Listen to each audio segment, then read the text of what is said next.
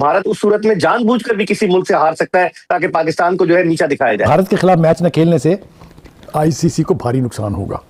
ICC इस वक्त अपनी अना का मसला बनाए हुए है, उसको किसी नुकसान से कोई फर्क पड़ने वाला नहीं है। अगर पाकिस्तान को खेलना मैच पड़ता है 15 फरवरी को इंडिया के खिलाफ भी, तो ये भी हो सकता है कि पाकिस्तान अगर उसमें वो मैच जीता है, वो बांग्लादेश के नाम वो फतह की जा सकती है। अगर पाकिस्तान का कोई प्लेयर सेंचुरी करता है या बॉलिंग में एक्स्ट्रा ऑर्डिनरी होती है या हमें कोई मैन ऑफ द मैच मिलता है, तो वो हम बांग्लादेश को ट्रिब्यूट कर सकते हैं। ये दुनिया में पहली दफा होगा एक मुल्क अपनी जीत को किसी दूसरे मुल्क के नाम करता है। इससे दो फायदे होंगे, भारत के खिलाफ एक और हमें एक अच्छा मौका भी मिलेगा, क्योंकि भारत ने ही बांग्लादेश के अंदर सबसे ज्यादा खूनरेजी की। चाहे टूर्नामेंट से हम बाहर भी हो जाए, लेकिन इनकी दुकानदारी का जो शटर है ना, उसको नीचे गिरा के जाना है। ये बेसिकली मकसद है पाकिस्तान का। और अभी आपने देखा नहीं कितनी बदतमीजी का मुजाहरा किया उन्होंने, ये जो एशिया कप हुआ था कि एक टीम जो है उसको टास्क करने के लिए वो कप्तान आपस में हाथ मिला रहे हैं। पाकिस्तान 7वें नंबर की टीम है, इंडिया इज मच सुपीरियर। हम इंडिया से मैच ही नहीं जीत पाते, इंटरनेशनली भी हम लोअर टीम से जीत रहे हैं, बड़ी टीमों से जीतते नहीं। ये सियासत है, इसका खेल की रूह से, खेल के कानून से, खेल की रिवायात से कोई इसका ताल्लुक नहीं है। ये मुतसादम है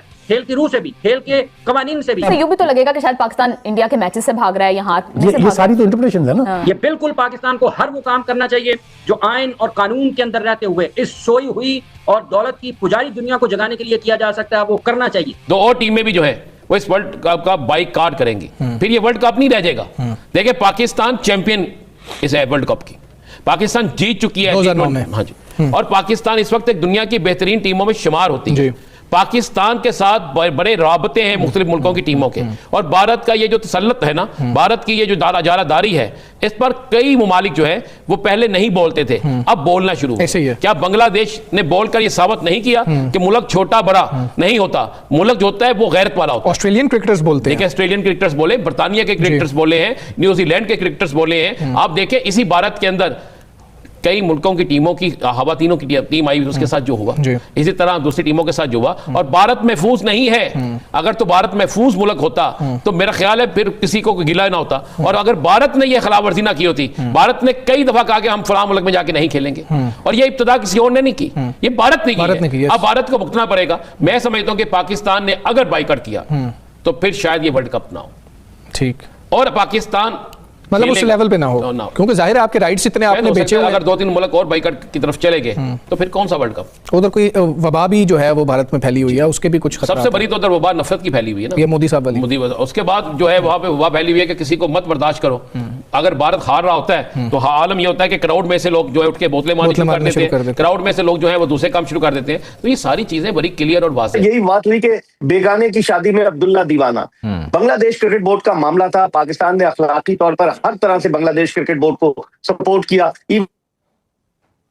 आईसीसी के बोर्ड मेंबर्स के 14 अरकान जो थे वो इस बात के हक में थे कि बांग्लादेश का वेन्यू नहीं चेंज किया जाए, लेकिन पाकिस्तान ने आखिरी लम्हे तक पाकिस्तान बांग्लादेश के साथ खड़ा रहा। पाकिस्तान और बांग्लादेश दो ममालिक हो गए, तो हमने अपनी अखलाकी तौर पर उनको मॉरल जो सपोर्ट था वो तो दे दिया।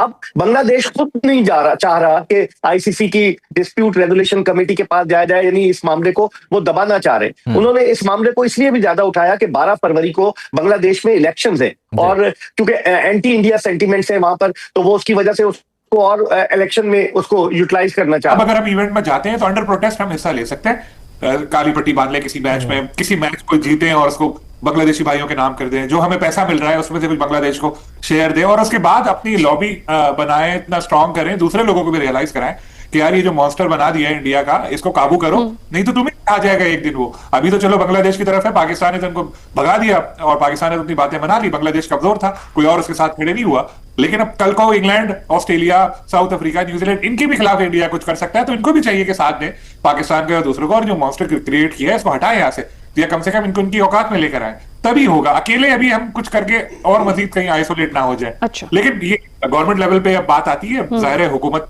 मौजूद है, वो हमसे ज्यादा मामलात को जानते हैं, हमसे बेहतर समझते हैं, और जो जाहिर है हुकूमत पाकिस्तान का फैसला होगा हम लोग को सबको वो कबूल।